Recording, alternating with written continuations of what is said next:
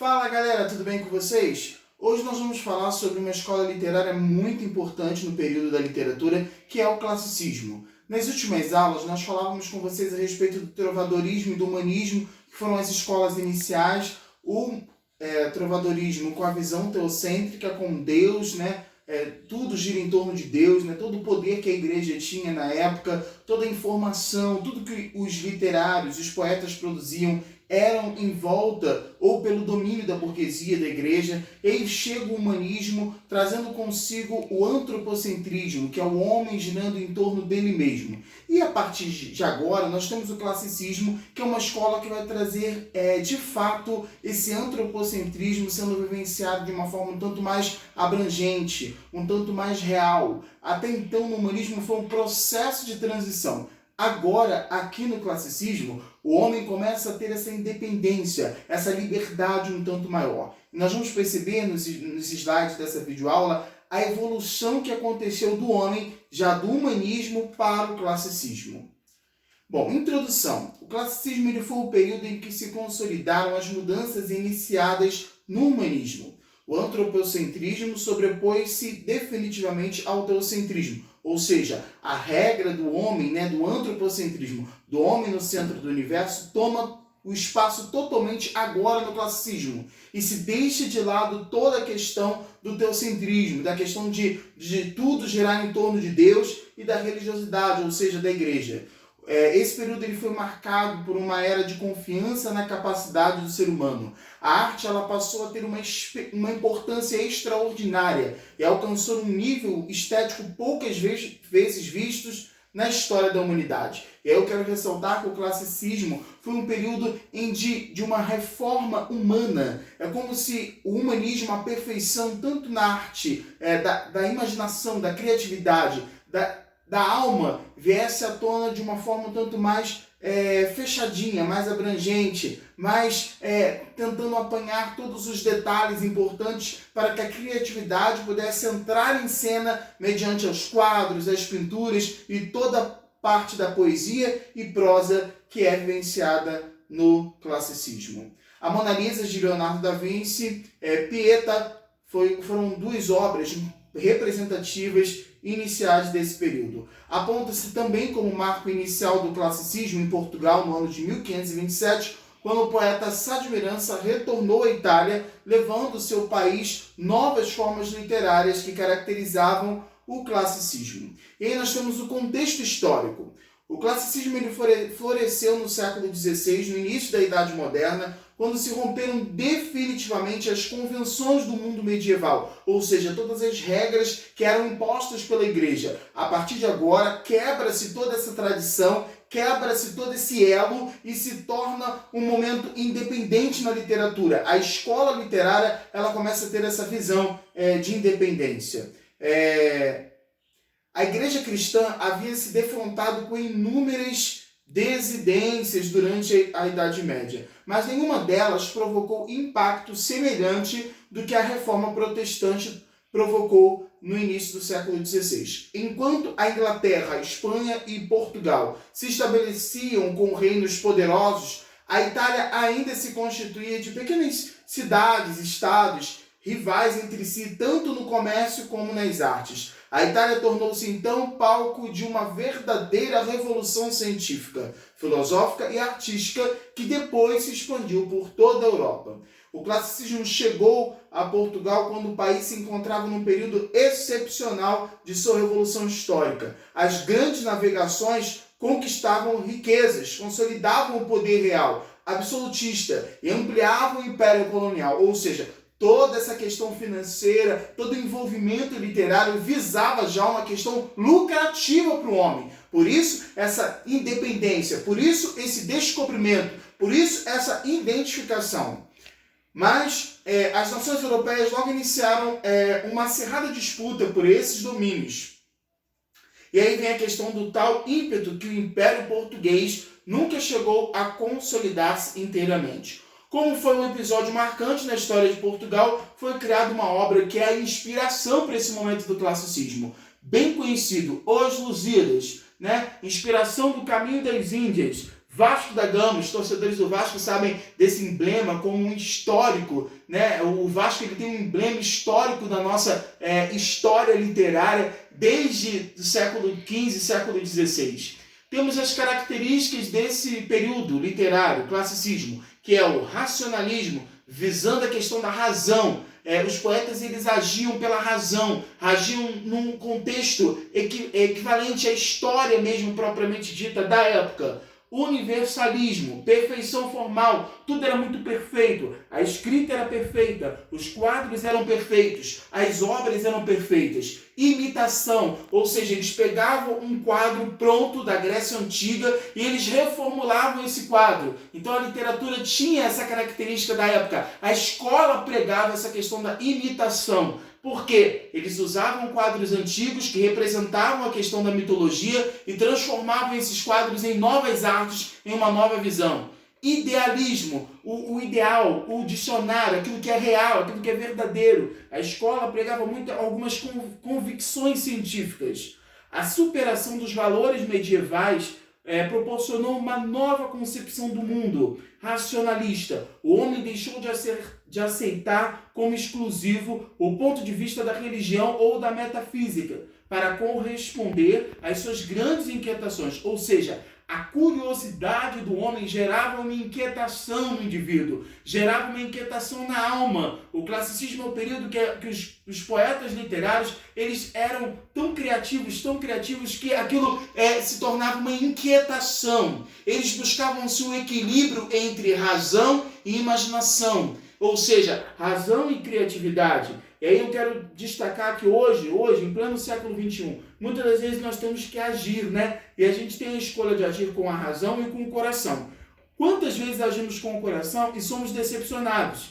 E aí os poetas, eles também tinham essa questão. Muitas das vezes eles agiam com a imaginação e a obra não se expandia, ou seja, não ia para frente, não tinha um sucesso. Normalmente eles tinham sucesso, mas existia a razão e a imaginação, ou seja, era uma briga interna. Eles sabiam que pela razão poderiam alcançar, mas eles queriam usar a criatividade para que o lucro fosse maior, para que a expectativa fosse maior, para que o público vivenciasse algo novo, algo diferenciado, para que a arte se tornasse mais impessoal e universal. Considerando que os antigos movimentos e poetas antecessores haviam atingido a perfeição formal, os clássicos do século XVI desejavam reproduzi-la e perpetuá-la. Assim, pintores, escultores e poetas adotaram como norma de imitação das obras-primas greco-latinas. A imitação da antiguidade clássica tornou a mitologia um importante tema para a criação poética. É preciso observar, no entanto, que a mitologia foi incorporada à cultura da época apenas no campo artístico. Do conjunto de atribuições e de contribuições da antiguidade faz parte a questão do idealismo, que é essa formalidade, né, essa realidade fixa, cultivado sempre por Platão com grande êxito período na época. Produção literária, prosa. A produção em prosa foi limitada. Por quê? Ela se destacava pela novela Menina e Moça, cuja autoria se atribuiu a Bernardino Ribeiro, bem diferente da novela medieval. Menina e Moça traz um diálogo triste e sentimental entre duas personagens, a menina e a moça. Do título, é uma senhora a quem ela faz confidências. Nessa novela, já percebem o sentimentalismo, o bucolismo, o interesse pela natureza que seriam retomados tempos depois por outras escolas literárias. Então, galera, o classicismo ele é um movimento de descoberta, é um movimento de independência. Como toda escola tem um movimento, ela tem uma visão de conquista, de ampla abertura, de conhecimento. O classicismo foi um período de conhecimento, foi um período de expandir essa questão da curiosidade, da interpretação dos poetas em relação a quadros, a pinturas antigas, né? A questão da Grécia era muito enraizada nessa escola pela beleza da arte. A Grécia ela tinha vários quadros, várias pinturas exuberantes, e os escritores e poetas, a partir disso, conquistavam o espaço, faziam dessas figuras novas figuras, reproduziam essas artes até chegar à humanidade. Não só na prosa, mas o classicismo também foi sucesso na no período da poesia. Nós temos aqui a produção literária poesia. Os poetas do classicismo tentaram obedecer estreitamente as regras, bem restritas, definidas pelos poetas da antiguidade, tentando, é claro, superar. Uma forma poética muito prestigiada, então, foi a epopeia que mais tarde daria origem ao gênero narrativo. Os Lusíadas, é claro, foi a grande marca epopeia em língua portuguesa. Eu quero destacar porque os Lusíadas foi uma grande obra no período da literatura portuguesa, que se expandiu e fez grande sucesso, até mesmo pela questão de Vasco da Gama, por essa questão da conquista, por essa questão da liberdade e do descobrimento.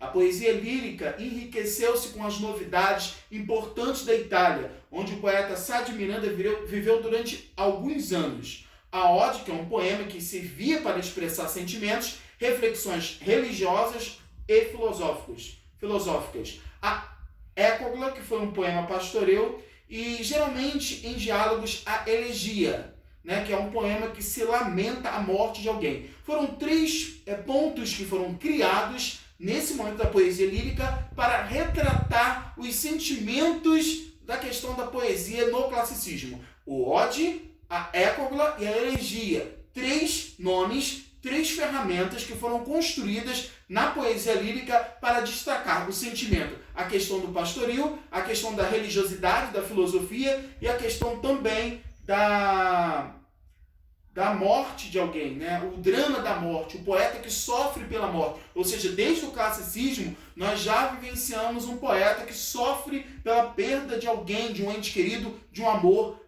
que ora foi-se embora. Com essas novas formas, introduziu-se na literatura portuguesa o doce estilo novo, que é o doce estilo novo. Adotou-se o verso decassílabo, denominado medida nova. E aí eu quero relembrar que no início, quando a gente começa a estudar a literatura, vocês percebem que a gente divide lá na métrica, na rima, Aí nós temos os decassílabos, nós temos os grandes sonetos, Relembrando que soneto é composto por 2 quartetos e 2 tercetos. As escolas antes de chegarem ao barroco, mais ou menos dentro desse período, elas usavam muito essa questão do soneto, 2 quartetos e 2 tercetos. Textos prontos, textos que inspiravam realmente grandes poetas que escreviam sobre o amor, sobre o ódio, sobre a morte, sobre o sentimentalismo, sobre a opressão, tantos temas que foram pautados durante todo o período literário. A grande novidade que se impôs ao ponto de ser cultivada durante os séculos seguintes e eventualmente até os dias atuais foi o próprio soneto, que ele é muito usado, inclusive nos nossos dias, quando a gente pede para os alunos fazerem um sarau com sonetos. Eles vão escrever, muitos escrevem, outros fazem grandes pesquisas, porque o soneto ele conviveu durante muito tempo até chegar à 3ª geração do modernismo. Conhecendo agora Luís Vaz de Camões, o grande fera desse período da literatura portuguesa. Até hoje não foi possível esclarecer diversos fatos da biografia dele. Aí se revela os anos de 1925 até 1580. Apesar de inúmeros estudos que foram feitos sobre ele, supõe-se que seus pais pertencem à pequena nobreza empobrecida, ou seja, ao lado da nação periférica, aqueles que têm menos condições financeiras.